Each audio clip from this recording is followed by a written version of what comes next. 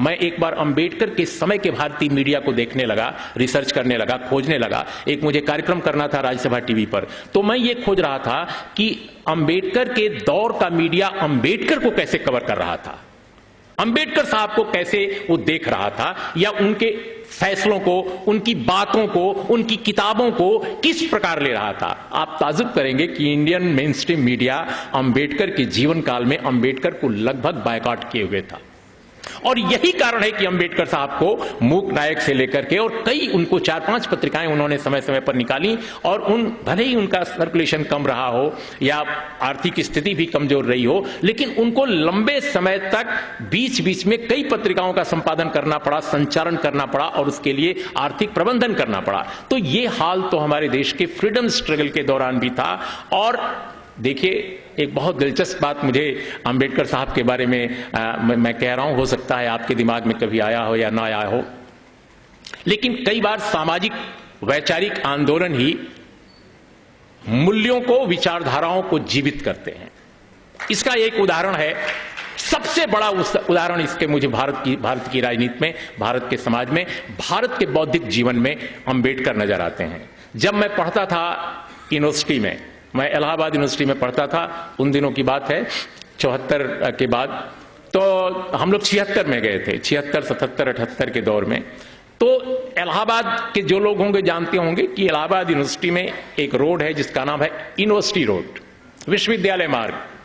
विश्वविद्यालय मार्ग पर जब हम लोग जाते थे तो उन दिनों दुनिया के तमाम विद्वानों, तमाम स्कॉलर्स की किताबें यूनिवर्सिटी रोड पर दिखती थीं। मार्क्स से लेकर के मनुस्मृति तक, लेनिन से लेकर के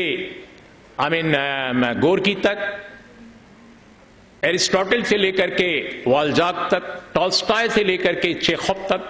लेकिन अंबेडकर की किताबें उस दौर में नहीं मिला करती थी, कम से कम हिंदी क्षेत्र में।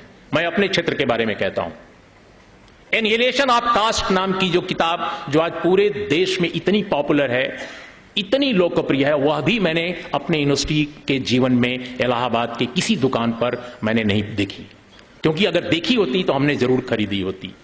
अंबेडकर की किताबें बिल्कुल यूनिवर्सिटी रोड पर किताब की दुकानों पर कहीं दिखती नहीं थी।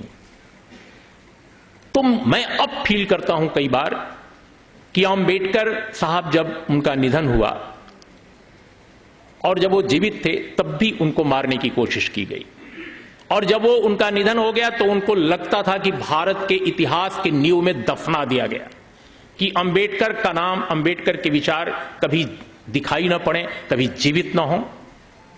लेकिन कैसे जीवित हो गए अंबेडकर, और दूसरों से ज्यादा ताकत के साथ जीवित हो गए।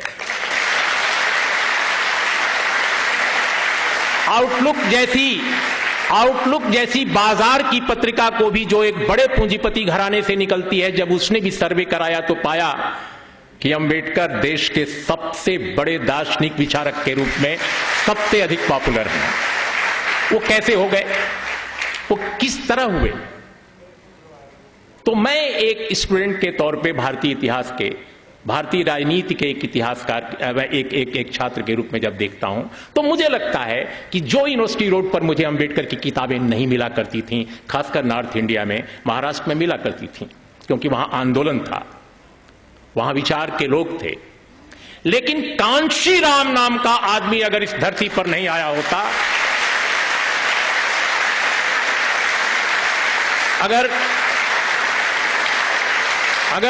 अगर कांशीराम का आंदोलन, जिसे बहुजन समाज आंदोलन कहते हैं, अगर उसने नॉर्थ इंडिया में उसने जन्म न लिया होता तो यकीन मानिए अंबेडकर को मार डाला गया था।